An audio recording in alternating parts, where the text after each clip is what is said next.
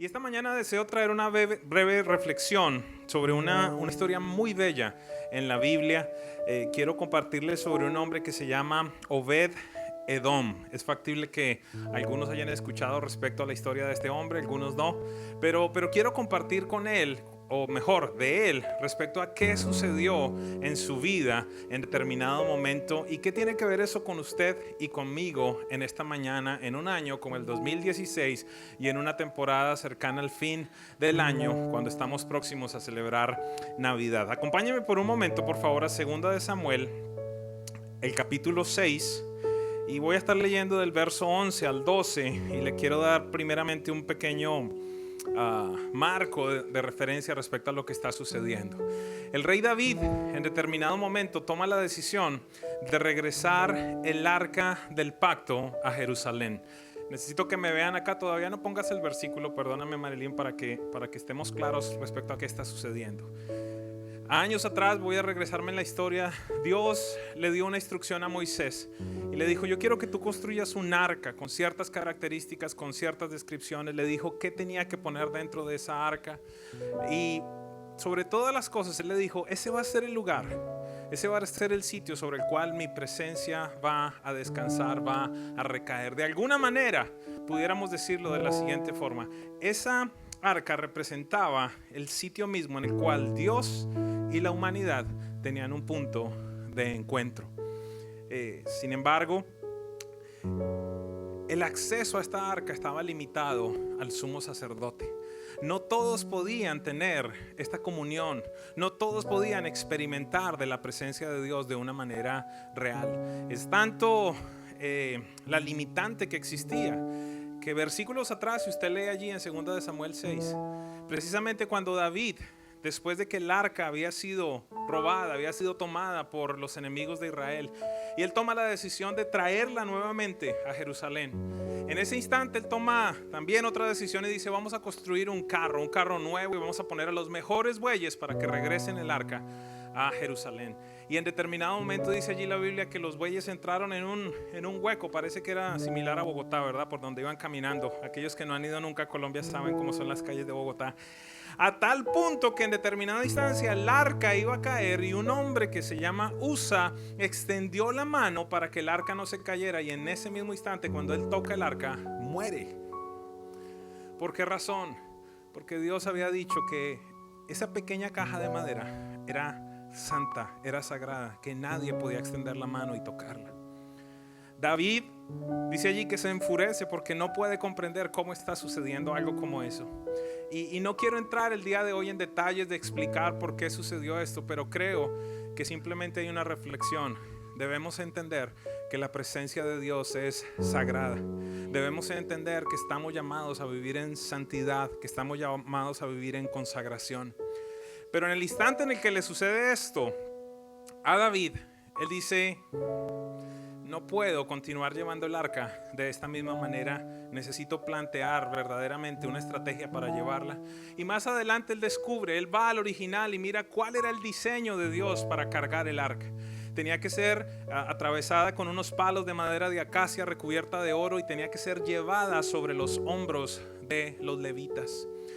No quiero entrar de nuevo en detalles, pero simplemente ante esa circunstancia, ante ese problema que se suscitó, entonces David toma una decisión, y esto es lo que vamos a leer el día de hoy. 2 de Samuel 6, 11 y 12.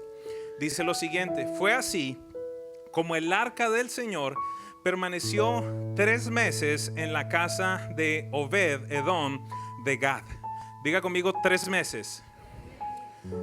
Interesante esto. Dice a continuación: y el Señor lo bendijo a él y a toda su familia. Verso 12. En cuanto le contaron al rey David que por causa del arca del Señor, diga conmigo: por causa del arca. ¿Qué representaba el arca? Diga conmigo: la presencia de Dios.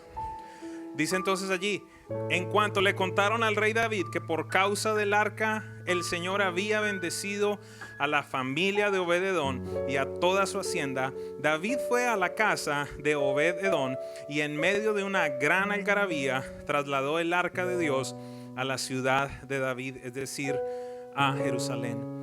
El arca representaba la presencia de Dios. Como lo dije anteriormente, de alguna manera ese era el lugar donde se encontraba Dios con la humanidad. Y el pueblo de Israel lo sabía. Salían a las batallas llevando el arca. ¿Por qué razón? Porque sabían que era la muestra de que Dios iba con ellos.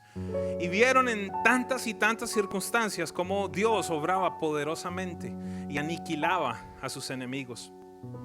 Pero la pregunta, o en donde me quiero enfocar en esta mañana en una muy breve reflexión, es: ¿qué sucedió con la llegada del arca, es decir, de la presencia de Dios a la casa de Obed-Edom? Dice lo siguiente, lo acabo de leer: dos aspectos diferentes se resaltan y un tercero se resalta en el momento en el que David habla. Dice que por causa del arca, vuelvo a enfatizar, de la presencia de Dios, Obed-Edom fue bendecido, su familia fue bendecida y su hacienda fue bendecida. Ayúdeme por un momento, dígame: Obed-Edom fue bendecido, su familia fue bendecida y su hacienda fue bendecida. ¿Por qué razón? Diga conmigo: por la presencia de Dios. ¿Y por qué me hace repetir tanto? Porque quiero que comprendas qué significa eso en tu vida y en la mía. ¿Me acompañan a imaginarnos algo en determinado momento? Por unos instantes, ¿me acompañan? Prenda allí su imaginación y acompáñenme. ¿Qué pasó con Obed primero? Después vamos a ver qué pasó con su familia y después qué pasó con su hacienda. Obed se despertaba después de que el arca llegó a su casa y ya no estaba cansado.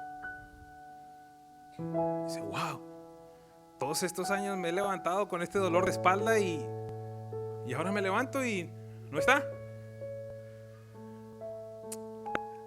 Él tenía la certeza ahora que el arca estaba en su casa. Él tenía la certeza que si él oraba, había una respuesta inmediata. Él tenía la certeza de que era un hijo amado, que Dios había sido tan especial que de todos los seres humanos que existían en ese momento en la historia, le había escogido a él para traer su presencia a su casa.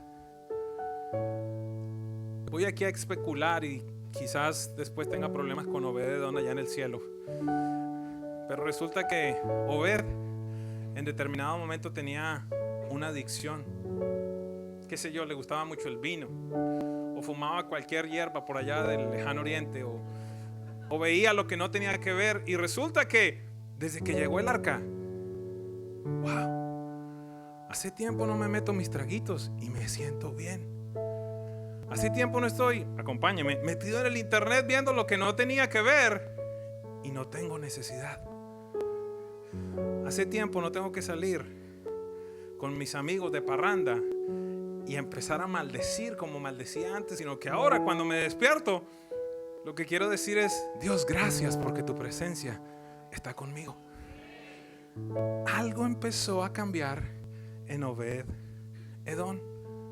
De su boca ahora no salían maldiciones, sino palabras de sabiduría. Y algo que él notaba en determinado momento era que en el momento en el que se presentaba alguna decisión en su hacienda, ahora era más inteligente.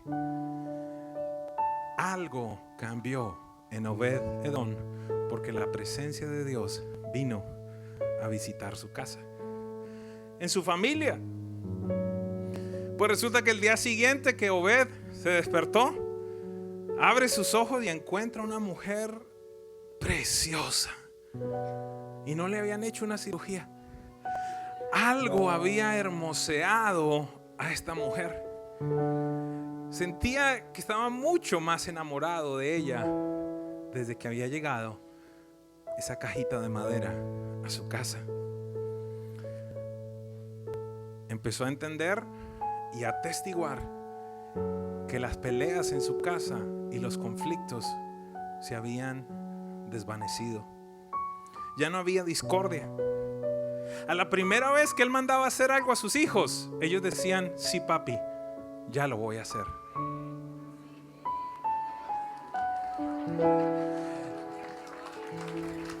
Diga conmigo, por causa del arca. Regresaban sus hijos del colegio con los mejores reportes de las notas. Hello. Encontraba que sus hijos tenían sueños y empezaban a cumplirse esos sueños. Mire, era tan tremenda la bendición en la familia de Obed que la suegra ya no molestaba. Mi suegra, pobrecita, ella en primera fila siempre. La familia de Obed Edom fue bendecida, dice la Biblia. Pero quiero hacer énfasis, ¿por causa de qué? De que el arca fue traída a su casa, el arca siendo la representación de la presencia de Dios. Su hacienda también fue bendecida. Entonces resulta que se despertaba Obed y sembraba, y lo que antes se tardaba 6 meses en cosechar, ahora estaba produciendo en 1 mes. Hello, eso es bendición. Le pagaban mejor por sus productos. Se levantaba, veía su campo y estaba más verde. Encontró que brotaban en medio de su campo, de su hacienda, manantiales para regar y para que todo estuviera correcto. La tierra se volvió más fértil. La leche de las vacas de Obed-Edom era la más deliciosa. Y las vacas de Obed-Edom, las que más producían. ¿Alguien me está siguiendo esta mañana? A las ovejas de Obed-Edom le crecía la lana más rápido que a las del vecino. ¿Por causa de qué? De la presencia de Dios que llegó a habitar en la casa.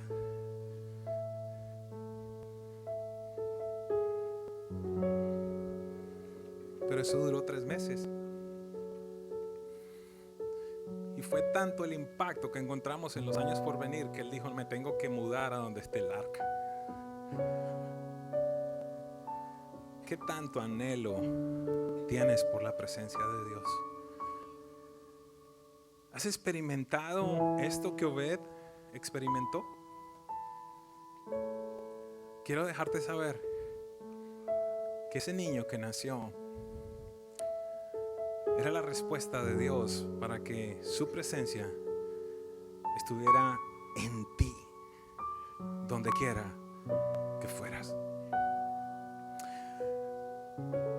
Me puedes preguntar esta mañana: ¿será que esto puede ocurrir conmigo? Mire lo que dice Isaías 9, 6 y 7, que fue lo que mi esposa leyó. Ya con esto cierro. Dice: nos ha nacido un niño. ¿Qué nació, perdón? Pero nos ha sido dado un... Quiero decirte algo. Él no se quedó como baby Jesus. Nació un bebé porque tenía que nacer bebé, pero realmente nació un rey. Es más, Mari, ¿me puedes mostrar un segundo la foto? Quiero mostrarles lo que sucedió allí. Aquellos que saben inglés lo pueden entender un poquitico más. No sé si usted ha visto esas camas que dicen: es una cama king size, es decir, tamaño de rey. Esa fue la primera king size bed que existió, porque en ese lugar nació el Rey de Reyes, el Señor de Señores, el Dios todopoderoso. Así que dice allí la Biblia: nos ha nacido un niño, Dios nos ha dado un hijo. A ese niño se le ha dado el poder de gobernar y se le darán estos nombres. No sé si tú lo puedes comprender.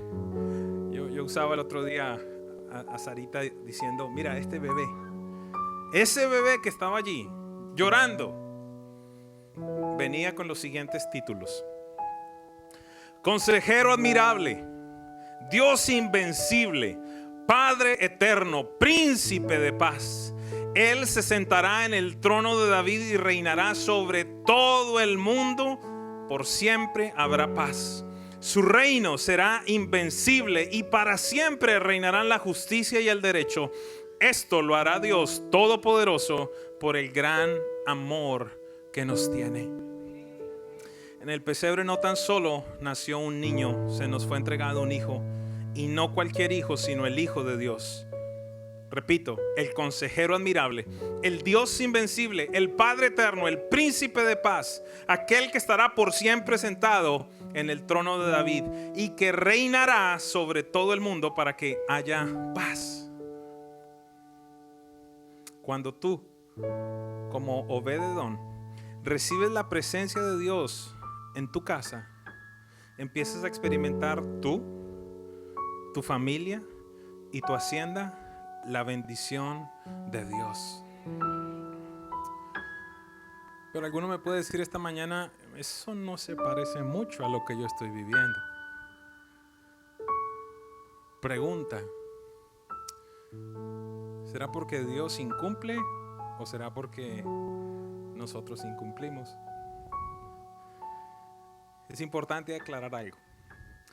Este verso dice, y reinará sobre todo el mundo. Otra versión de la Biblia dice, el aumento de su soberanía no tendrá fin. Escúchame con atención que ya terminé. Solamente cuando la soberanía de Jesús sea establecida en tu vida y se incremente, experimentarás su total bendición.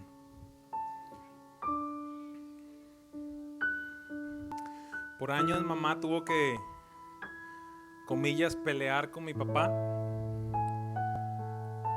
porque él era un ferviente adorador de María. Y mi mamá conoció a Jesús como Señor y Salvador desde corta edad. Cuando se casó con mi papá venía de la tradición católica. Y él quería tener en la casa instalaciones eléctricas, velas y los santos y un montón de cosas. Y se generó una lucha cuando mamá decía, voy a llevar a los niños a la iglesia, y él decía, no voy a dejar que los meta por allá donde esos, como decían antes en Colombia, esos protestantes locos, esos evangélicos locos, me van a dañar los niños. Y ella tuvo que llegar a un acuerdo con papá, y el acuerdo era el siguiente. Nos llevaba primero a una iglesia que se llama la iglesia del 20 de julio en Bogotá, que es la iglesia del Divino Niño. Adoran a un bebé, por lo menos eso entienden ellos. Y mamá tenía que tomar un bus con sus 5 hijos, llevarlos allá, y después de llevarlos allá, entonces él le permitía que fueran a la iglesia de los locos, de los protestantes.